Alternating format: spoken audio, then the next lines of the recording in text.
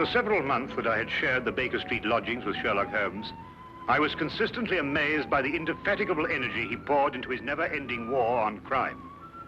But my physician's eye could see the strain that perhaps another wouldn't have noticed. Thus it was one morning that I prevailed upon him to join me for a day in the country. All seemed tranquil at first, but I was to learn, as I did in later years, that when Sherlock Holmes did not seek trouble, it often sought him.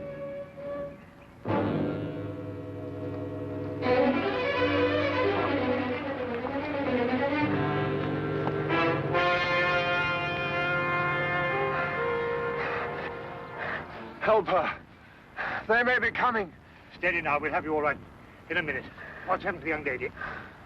Who are you running from? Stark. Carroll. They tried to kill me. Out now, Holmes. Perhaps we'd better get them to London, eh? My very thought. The young lady is uninjured, but she's suffering from a deep state of shock. Come along.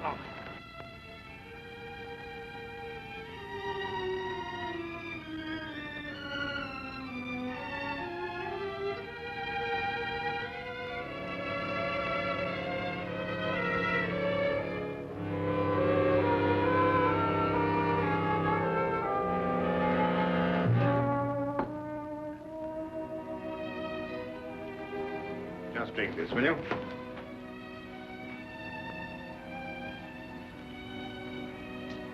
Better now? Much, thank you, sir.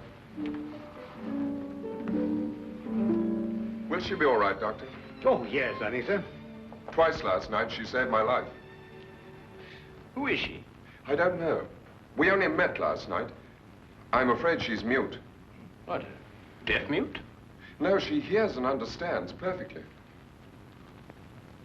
How did you meet her? Well, it all started yesterday afternoon. Seems an eternity since then. I was in my office, facing the realities of my professional situation. I suppose that everyone finds his first venture into independent business to be a dreary experience. After a year of it, I'd about decided to admit failure and seek employment with some recognized firm. It was at that point that I received a client. Mr. Hatherley? His name was Colonel Lysander Stark. Had I known then what horror he was bringing into my life, I would have strangled him right then and there. Frankly, Mr. Hatherley, the commission I have come here to offer you deals with a matter of extreme secrecy. I have gone to some lengths to acquaint myself with both your professional and your personal qualifications. Personal qualifications, sir? Yes. I know you to be an efficient hydraulic engineer, but also that you are a bachelor, an orphan, and that you reside here alone in London. Why, that's very true, but I'm afraid I don't understand. You shall when I explain the assignment. Do I have your word that our conversation will go no further than this room? Of course, sir. I shall respect your confidence. Excellent. Well, then. Does £50 for a night's work appeal to you? £50? I note by your expression that you suspect some illegality. Let me set your mind at rest on that score. Exactly what you want me to do? To repair a hydraulic press, Mr. Hatherley. A rather large hydraulic press. Well, that hardly seems unusual.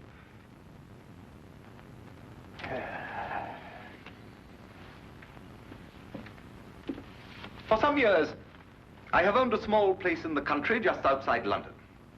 Recently, it has come to my attention that the land contains a vein of something commonly called fuller's earth. I trust you are familiar with the term. But ore is dug out of the earth. Why should you need an hydraulic press? I'm a businessman, Mr. Hatherley. Undoubtedly, the land surrounding mine contains more of such wealth. I hope to use the income from my own discovery to purchase my neighbor's land cheaply before he discovers its hidden wealth. I see. If my neighbor were to suspect what wealth he treads on daily, he would never sell at any price. It's quite clear now. You use the press to mold the dug earth into some innocent form so that you can dispose of it without suspicion. Precisely. Very ingenious. There's a fortune down there. A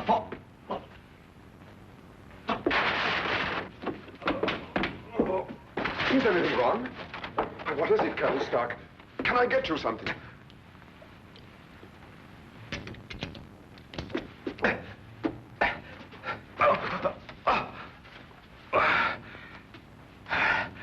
No, it's all right.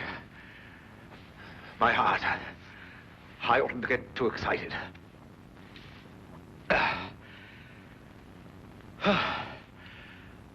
Well, I've put my trust in you, Mr. Heatherley. Do you accept the commission? When do I begin, sir?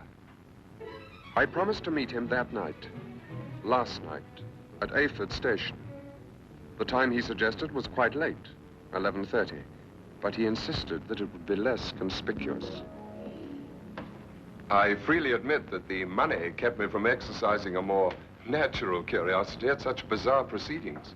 One point, sir. When we encountered you, admittedly you were in a highly nervous state, but you kept repeating that they were after you. Did this man Stark have a confederate? Yes, a foreigner, a man named Carrow. I was to meet him later that night. Go on. Last night, I boarded the train to Ayford and arrived there a little past 11 as ordered. And Colonel Stark was waiting? He was. We drove for almost an hour, and then we stopped suddenly, and he almost pulled me into a darkened house. Stark muttered under his breath as he fumbled to strike a match. But suddenly a light appeared at the top of the stairs.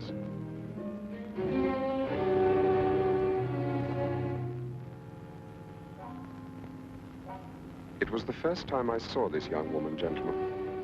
Even in the poor light, beauty and fear were sharp in her face.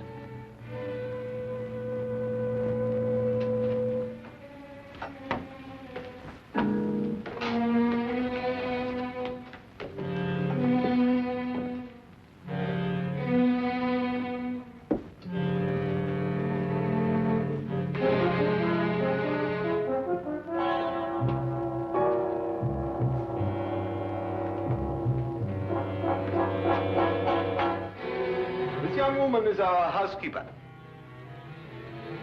How do you do, miss? She cannot answer you, I'm afraid. She is quite mute. I forgot to tell you that I have a colleague, Monsieur Carrow, brilliant mineralogist. I'll fetch him for you, if you'll excuse me for a moment. By all means.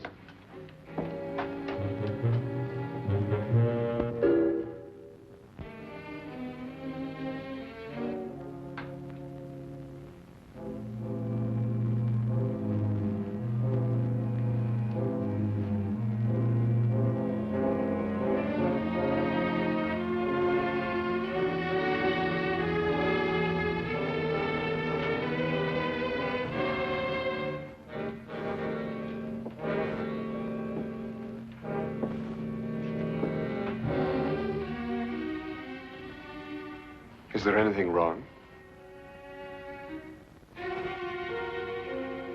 You want me to leave? Why? Are you trying to warn me against Colonel Stark?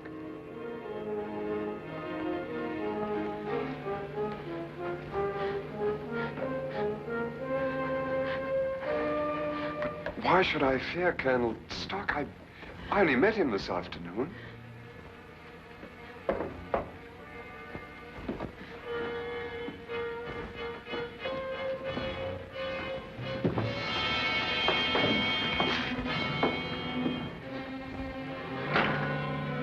Heatherley, I'd like you to meet my friend and associate, Monsieur Carrow. A pleasure, sir. Colonel Stark will show you our press and explain the difficulties we have. I'll join you in a moment. After I have arranged with our housekeeper for your stay tonight. Yes, yes, that's a good idea. Will you come this way, Mr. Heatherley?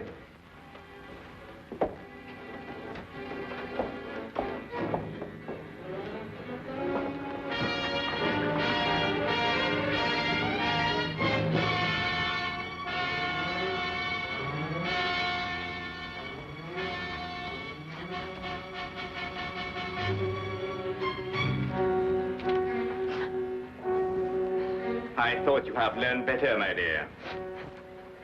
Perhaps I'll have to send you back to school.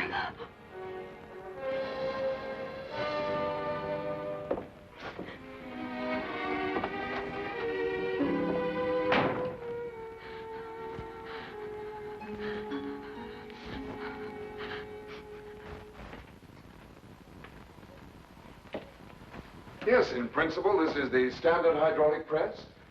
Though I must say I've seen few as large. Indeed. And so it does the work of 4 ordinary presses. I think I told you that time is my greatest foe.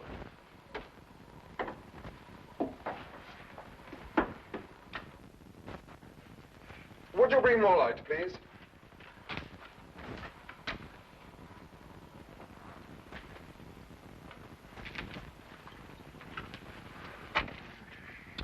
Wood. Concrete would have given you more support. Are these walls reinforced from the outside? Ah, Bruno. I was just about to explain to Mr. Hatherley that all the walls except the one he is examining are reinforced. However, There's no trouble with the walls. It's in the machinery. You'll hear it. Good. Just wanted to check up first.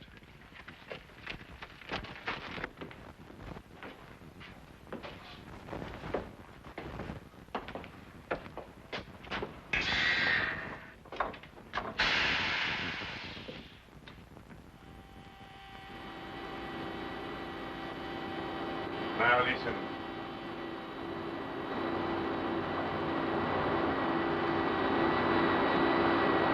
Know what it is? One of the cylinders is leaking fluid, cutting down your power. Turn it off and we'll have a look at the driving rods.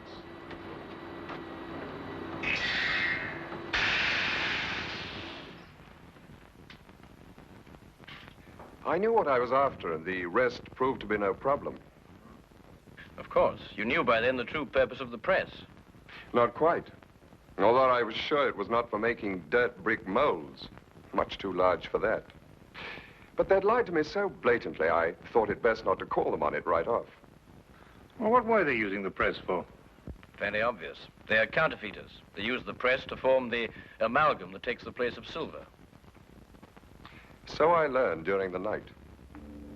It was naive of me to assume that everyone but myself was asleep, but I did.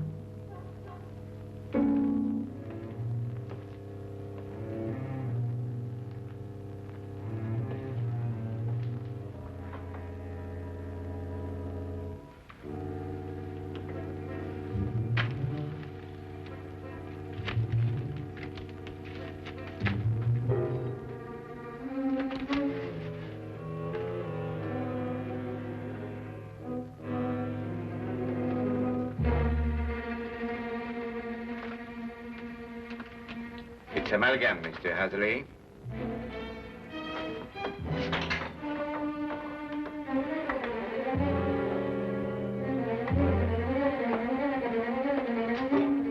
Carol, open up! Let me out of here, Carol!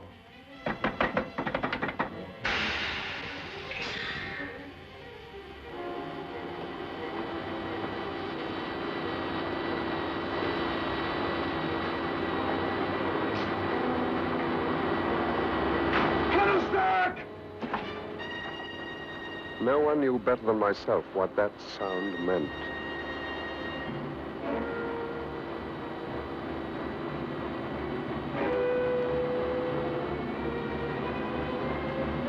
Caro had started the press. Within minutes, that cold ceiling would be down with a force capable of grinding me to a shapeless pulp. And there was no way in the world I could stop it.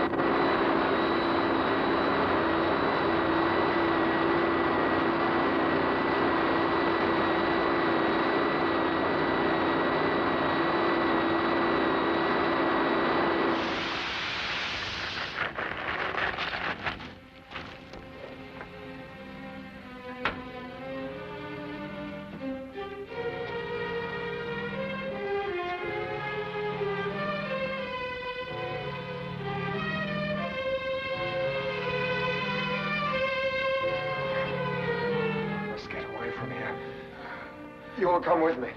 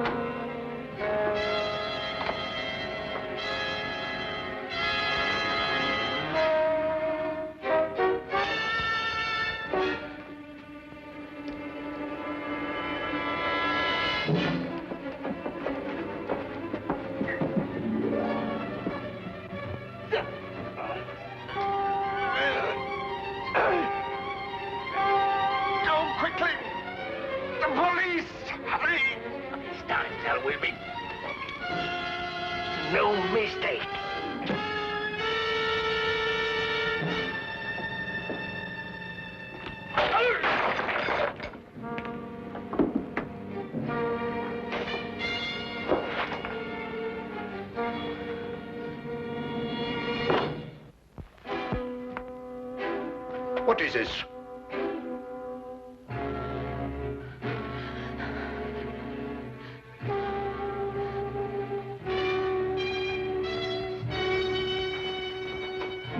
What's happened here?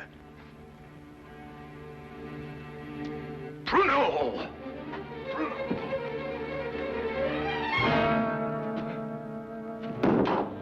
No. No.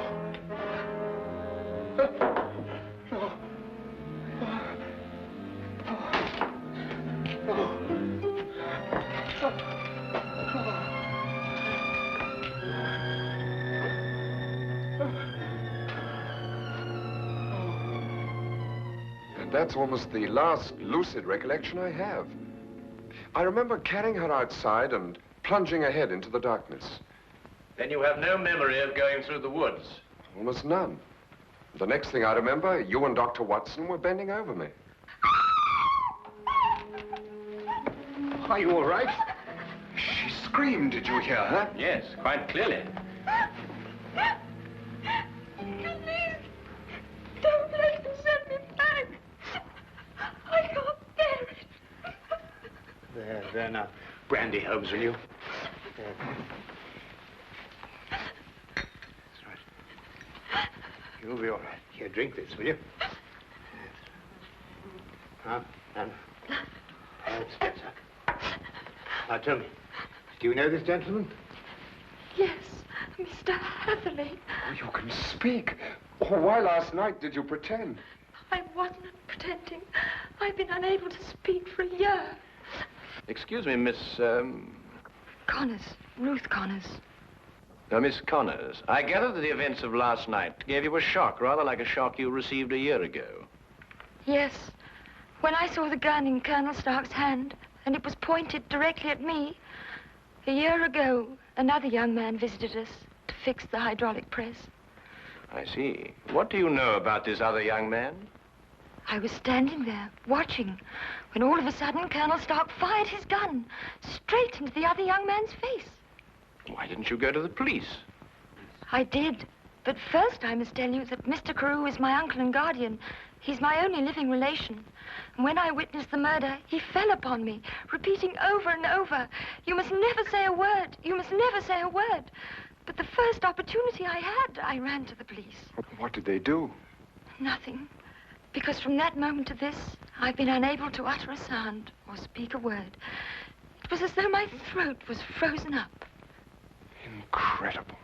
I have heard of this before. The worst of it was, my uncle learnt of my attempt to inform on him and had me committed to Bedlam. The insane asylum? I spent 6 long months there, 6 horrible, unforgettable months before they released me in his custody. After that, he forced me to do his bidding by threatening to send me back.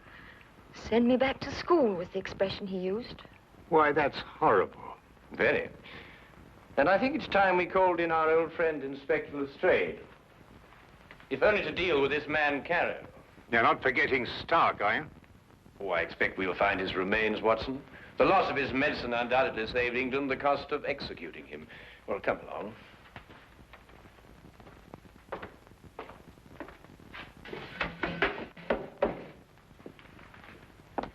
Now that young Mr. Hatherley tells us about neglecting the candle while he made his escape, I can place the blame for the fire. You sure it was Colonel Lysander Stark whose remains you found here? No doubt. Several articles of authentic identification, no doubt. Nothing else? No, Inspector. Sorry. All right, thank you, Constable. Now where's Holmes got himself to? He just went down to the station. He said he'd be back in a minute. Look here, if Holmes thinks he can do... I'm sorry to keep you all waiting. Well, everything's settled, Lestrade? About as settled as it's likely to be. Stark's dead. Carrow's escaped. The only thing now is to go back to London and put out an alarm for him. Oh, dear. Now, tell me, what about the money? What money? Well, you know, the money they were making, the counterfeit. Have you found any? Well, no. Oh, I suppose Carrow took it with him.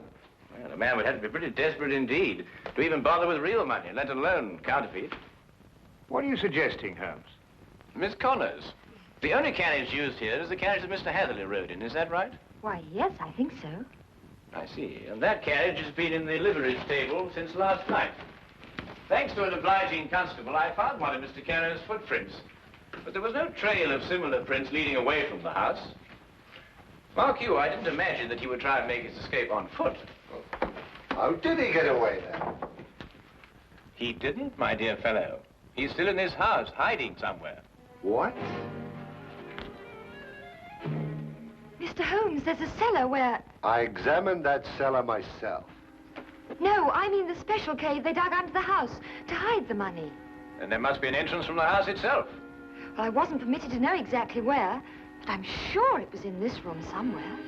Thank you. Well, let's try and see, shall we? I beg your pardon.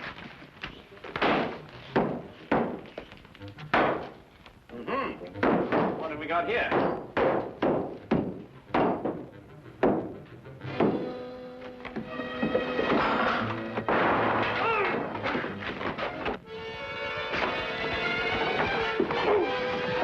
Ah, very neat, Watson. Oh, there wasn't anything to it. Now, dear, what have we got here? Oh, just nicked me, Doctor. Nothing serious. Well, we'll have a look at it anyway. No. Some of you may lend a hand in here. That's that. I don't believe you'll have any more trouble with Mr. Carrow. This has been a nasty business all round. I've lost my £50 fee, been roughed up, but it could have been worse, I suppose. A good deal worse, my friend. For example, I believe this is yours. Mine. Yes. What is it? Your shoe, I believe. I recovered it from the press. Yes, it makes one think, doesn't it? Well, Watson, you were quite right.